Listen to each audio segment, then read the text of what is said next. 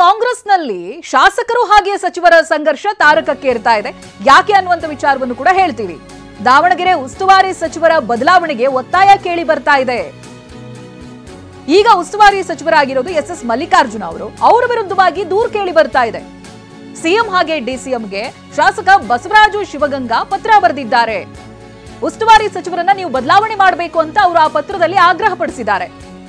ಸಚಿವರು ಬಿಜೆಪಿ ಜೊತೆ ಹೊಂದಾಣಿಕೆ ಮಾಡಿಕೊಳ್ಳುತ್ತಿದ್ದಾರೆ, ಇದು ಇರುವಂತ ದೂರು. ಹೊಂದಾಣಿಕೆಯಿಂದ ಪಕ್ಷಕ್ಕೆ ತೀವ್ರ ಮುಜುಗರ ಆಗ್ತಾ ಇದೆ. ಇದರಲ್ಲಿ ಪಕ್ಷದ ಕಾರ್ಯಕರ್ತರು ಸಂಕಷ್ಟ ಅನುಭವಿಸಬೇಕು ಅಂತ ಪರಿಸ್ಥಿತಿ ನಿರ್ಮಾಣ ಆಗಿದೆ. ಸಿಎಂ ಡಿಸಿಎಂಗೆ ನೇರವಾಗಿ ಪತ್ರವನ್ನ ಬರೆದಿದ್ದಾರೆ ಶಿವಗಂಗಾ. ಅವ್ರ ಮೇಲೆ ಕೆಲವೊಂದು ಆರೋಪಗಳನ್ನು ಕೂಡ ಮಾಡಿದ್ದಾರೆ. ಬಿಜೆಪಿ ಅವ್ರ ಜೊತೆ ಹೊಂದಾಣಿಕೆ ಮಾಡಿಕೊಳ್ಳುತ್ತಾರೆ.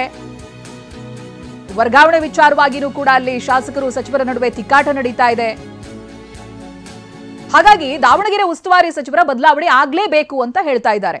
ಸಚಿವ ಎಸ್ ಮಲ್ಲಿಕಾರ್ಜುನ್ ವಿರುದ್ಧವಾಗಿ ತೀವ್ರ ವಿರೋಧ ಕೇಳಿ ಬರ್ತಾ ಇದೆ.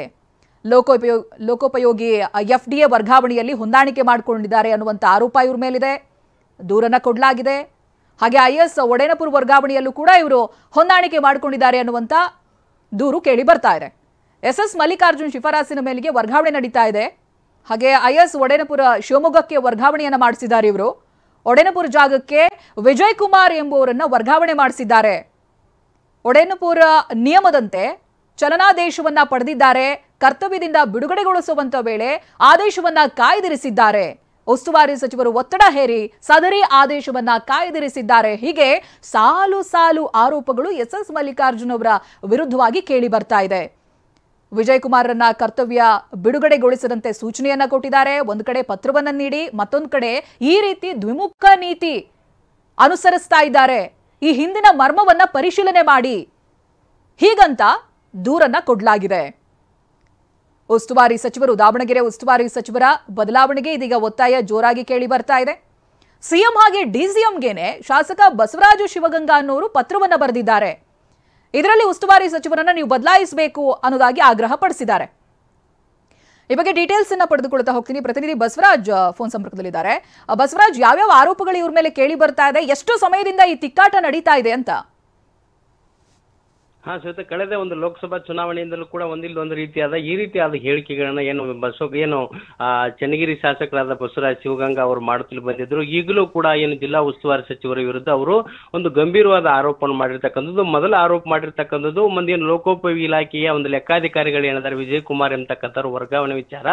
ಈ ವರ್ಗಾವಣೆ ವಿಚಾರಕ್ಕೆ ಸಿಎಂ ಅವರೇ ಅನುಮೋದನೆ ಕೊಟ್ಟಿದ್ರು. ಆದ್ರೆ ಇವರು ದಾವಣಗೆರೆಯಿಂದ ಒಂದು ಅಧಿಕಾರಿನ ರಿಲೀವ್ ಮಾಡಿ ಅದು ಏನು ಶಿವಮೊಗ್ಗದಿಂದ ವಿಜಯ್ ಕುಮಾರ್ ಅವರು ವರ್ಗಾವಣೆ ಆಗಿದ್ರು, ಅವರಿಗೆ ಅಧಿಕಾರ ಸ್ವೀಕಾರ ಮೇಲೆ ಅವಕಾಶ ಮಾಡಿಕೊಡ್ಬೇಕಾಗಿತ್ತು. ಆದ್ರೆ ಇಲ್ಲಿ ಇರ್ತಕ್ಕಂತ ಏನು ಒಂದು ಅಧಿಕಾರಿಗಳಿದ್ದಾರೆ, ಏನು ಒಂದು ಇಲ್ಲಿ ದಾವಣಗೆರೆ ಇರ್ತಕ್ಕಂಥ ಅಧಿಕಾರಿ ಐಎಸ್ ಒಡೆನ್ಪುರ್ ಅನ್ನತಕ್ಕಂಥ ವ್ಯಕ್ತಿಗಳಿಗೆ ಇವರು ರಿಲೀವ್ ಆಗ್ಲು ಬಿಟ್ಟಿಲ್ಲ, ಅವರೇ ಮುಂದುವರಿಲಿಕ್ಕೆ ಬಿಟ್ಟಿದ್ದಾರೆ. ಮತ್ತು ಅವರು ಈಗ ಮೊನ್ನೆ ಚುನಾವಣೆ ಇತ್ತು, ಜಿಲ್ಲಾ ಸರ್ಕಾರಿ ನೌಕರ ಸಂಘದ ಅಧ್ಯಕ್ಷರು ಕೂಡ ಆಗಿದ್ದಾರೆ. ಅವರು ಬಿಜೆಪಿ ಬೆಂಬಲಿತರು, ಅವರು ಕಾಂಗ್ರೆಸ್ ಬೆಂಬಲಿತ ನೌಕರ ಸಂಘದ ಪದಾಧಿಕಾರಿಗಳನ್ನು ಸೋಲಿಸಿದ್ದಾರೆ ಅಂತಕ್ಕಂಥದ್ದು ಒಂದು ಆರೋಪ. ಆದ್ರೆ ಮತ್ತು ಇನ್ನೊಂದು ಡಿಸಿಸಿ ಬ್ಯಾಂಕ್ ಚುನಾವಣೆಯಲ್ಲಿ ಒಂದು ಅಪೆಕ್ಸ್ ಬ್ಯಾಂಕಿಗೆ ಒಂದು ನಿರ್ದೇಶಕನ ಮಾಡ್ತಕ್ಕಂಥ ಅಧಿಕಾರ ಏನು ಆಡಳಿತ ಪಕ್ಷಕ್ಕೆ ಇರ್ತೈತಿ, ಅಲ್ಲಿಯೂ ಕೂಡ ಬಿಜೆಪಿ ಅವರಿಗೆ ಒಂದು ಅನುಕೂಲ ಮಾಡಿಕೊಟ್ಟಿರ್ತಕ್ಕಂಥದ್ದು. ಕಳೆದ ಲೋಕಸಭಾ ಚುನಾವಣೆಯಲ್ಲಿ ಹೊಂದಾಣಿಕೆ ರಾಜಕಾರಣವನ್ನು ಮಾಡಿದ್ದಾರೆ ಮತ್ತು ಕಾಂಗ್ರೆಸ್ನವರಿಗೆ ಸೂಕ್ತವಾದ ಒಂದು ಸ್ಥಾನಮಾನ ಕೊಡ್ತಾ ಇಲ್ಲ ಎಂತಕ್ಕಂಥ ಒಂದು ಗಂಭೀರ ಆರೋಪವನ್ನು ಮಾಡಿ ಮತ್ತು ಇವರು ಕಾಂಗ್ರೆಸ್ ಕಾರ್ಯಕರ್ತರಿಗೆ ಸ್ಪಂದಿಸ್ತಿಲ್ಲ ಎಂತಕ್ಕಂಥ ಒಂದು ವಿಚಾರಗಳನ್ನ ಇಟ್ಕೊಂಡು ಸಿಎಂ ಹಾಗೂ ಮತ್ತು ಡೆಪ್ಯೂಟಿ ಸಿಎಂ ಏನು ಡಿ.ಕೆ. ಶಿವಕುಮಾರ್ ಅವರಿಗೆ ಇವರು ಪತ್ರವನ್ನು ಬರೆದಿರ್ತಕ್ಕಂಥದ್ದು. Shweta, okay, thank you Basavaraj Doddamani ಮಾಹಿತಿಗಾಗಿ.